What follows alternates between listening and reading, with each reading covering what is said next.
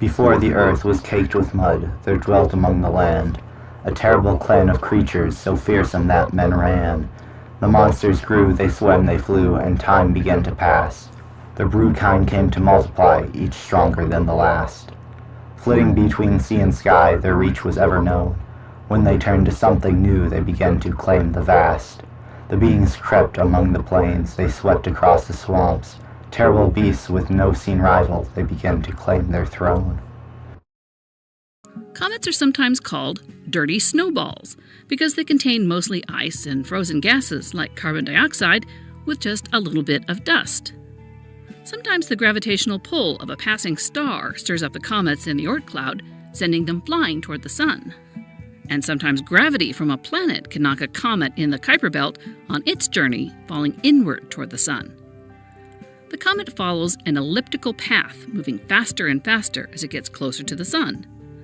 The heat of the sun starts to warm the surface of the comet's nucleus, a ball of ice and dust at the comet's center. As the ice warms, it makes a cloud of gas and dust around the nucleus called a coma.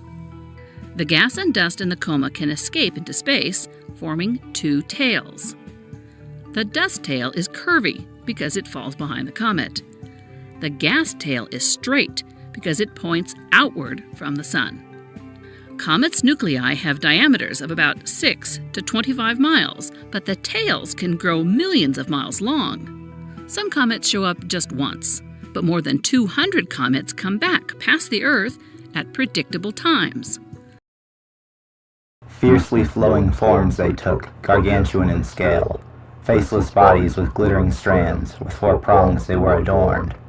Thundering across the ground, a ghastly sight they looked, their heads possessing swords for horns, glowing dimly pale. A diadem of daggers, with tendrils in place of hands, a writhing mass of terror's veins, their mighty stature stood.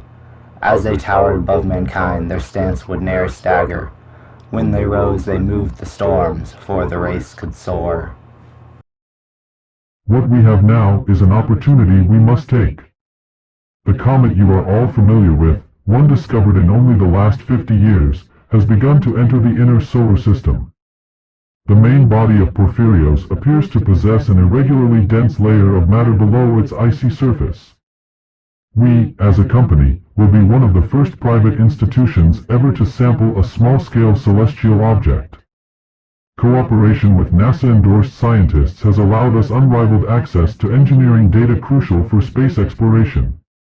Our probe will be the pinnacle of the private research sector, allowing us access to data unlike any information recovered up to this point in history. A reign of hardships soon began, human form so very weak. They tried to run, they tried to sail, but they could not escape. The minds of monsters swarmed with thoughts mankind could never fathom. They feasted upon human flesh, dwelling within great chasms.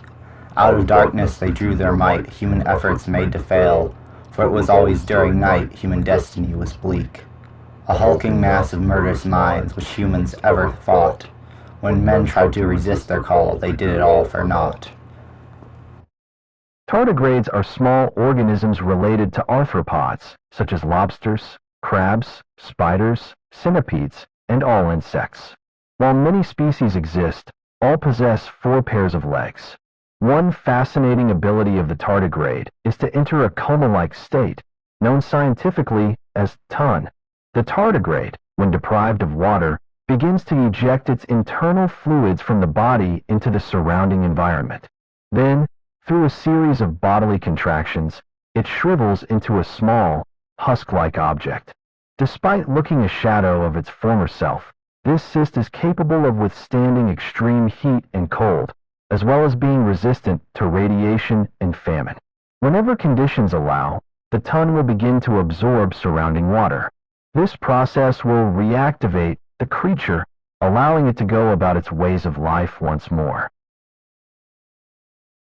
Their domination had its time, ruling over Earth, but their actions drew attention, a key to end the curse. Great creatures of fright, clothed in light, came to fight the shrouds. Their battle rang throughout the sky, a war within the clouds. Their clash lusted throughout the night, mankind caught in the fray, but the wraith's wild tyrant tendencies brought them to disarray. Bound and shackled, from power torn, they were cast unto the stars.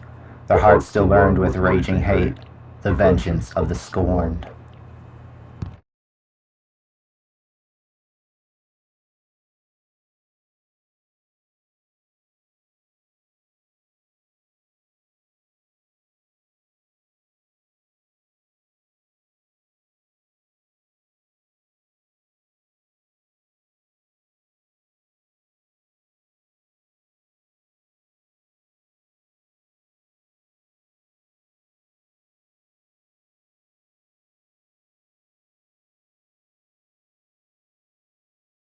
Bound and shackled, from power torn, they were cast unto the stars.